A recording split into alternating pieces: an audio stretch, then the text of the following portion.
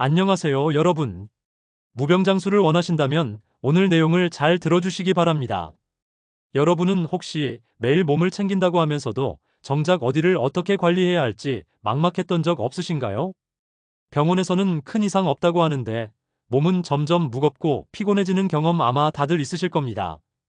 그런데 말이죠. 무려 80살, 80세에도 여전히 왕성하게 진료를 이어가는 저의 의사 선배가 말합니다. 우리 몸에는 반드시 챙겨야 할 중요 부위가 5군데가 있다. 이 5곳만 매일 3분씩 관리해도 건강은 달라진다. 오늘 강의에서는 그 5곳을 하나씩 풀어볼 겁니다.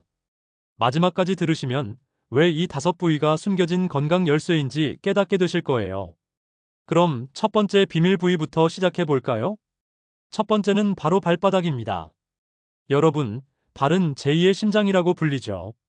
우리 몸의 혈액을 온몸으로 퍼뜨리고 노폐물을 배출하는데 핵심 역할을 합니다. 그런데 발이 차갑거나 자주 붓는다면 단순히 피곤한 게 아니라 건강이 보내는 경고일 수 있어요. 자, 여기서 제가 하나 제안 드릴게요. 지금 방송 들으면서 의자에 앉아 계신다면 발끝을 천천히 움직여 보세요. 그리고 양손으로 발바닥을 꾹꾹 눌러주세요. 특히 발 뒤꿈치는 허리, 발 중앙은 장, 엄지발가락 밑은 위와 연결되어 있습니다. 작은 자극만으로도 놀라운 효과가 나타날 수 있어요. 제가 아는 70대 어르신은 늘 다리가 무겁다고 하셨는데 매일 3분 발 마사지를 습관화한 뒤로는 계단을 오르는 게 훨씬 가벼워졌다고 합니다. 발은 몸의 건강 신호등입니다. 무시하지 말고 오늘부터 챙겨주세요. 그런데 발 다음에 더 중요한 곳이 있습니다. 발은 몸의 순환을 말해주지만 그 다음 부위는 우리의 면역력을 좌우합니다. 두 번째 비밀 부위는 장입니다. 여러분, 장은 단순히 음식을 소화하는 기관이 아닙니다. 무려 면역력의 70%가 장에서 비롯된다고 하죠. 장이 건강하면 감기에도 덜 걸리고 피로가 훨씬 줄어듭니다. 반대로 장이 약해지면 만성질환도 쉽게 생깁니다. 방법은 간단합니다. 손을 따뜻하게 비벼 아랫배를 시계 방향으로 문질러 주세요. 장 운동이 활성화되고 가스가 줄어듭니다. 또 무릎을 가슴 쪽으로 당겨 30초간 유지하는 스트레칭도 좋아요. 한 어르신은 늘 더부룩함에 시달리셨는데 이 3분 습관을 실천한 후로는 배가 편안해지고 얼굴빛까지 밝아졌습니다. 여러분, 장은 건강의 뿌리입니다. 그리고 말이죠. 이 장만큼이나 중요한 또 하나의 길목이 있습니다. 바로 뇌로 가는 길 목입니다. 세 번째는 목의 혈관입니다. 목은 뇌로 가는 혈류의 길목이에요. 여기서 문제가 생기면 두통, 어지럼증, 나아가 치매와 뇌졸중으로 이어질 수 있습니다. 스마트폰 오래 쓰면 목이 뻣뻣해지죠. 그게 단순 근육 뭉침이 아니라 뇌 건강까지 위협할 수 있는 거예요. 지금 방송 들으시는 분들 따라 해보시죠. 고개를 오른쪽으로 천천히 돌려 5초, 다시 왼쪽으로 5초. 턱을 가슴에 붙이고 5초, 다시 하늘을 보며 5초. 어때요? 조금 시원해지셨나요? 실제로 목 스트레칭을 꾸준히 한 분은 두통이 크게 줄어들었다고 합니다. 여러분, 뇌 건강은 삶의 질 그 자체입니다. 오늘부터 하루 3분 꼭 해보세요. 자, 여기까지 3가지 중요 부위를 보셨습니다. 그런데 아직 남은 2곳이 더 흥미롭습니다. 하나는 우리가 매일 쓰는 손가락, 그리고 마지막은 여러분의 숨과 마음을 지배하는 곳이에요. 끝까지 들으셔야 합니다. 네 번째는 바로 손가락 관절입니다. 여러분, 손은 단순한 도구가 아닙니다. 두뇌 건강과 직결되어 있죠. 연구에 따르면 손을 자주 쓰고 손가락 운동을 꾸준히 한 사람이 그렇지 않은 사람보다 치매 발병률이 훨씬 낮다고 합니다. 지금 함께 해보시죠.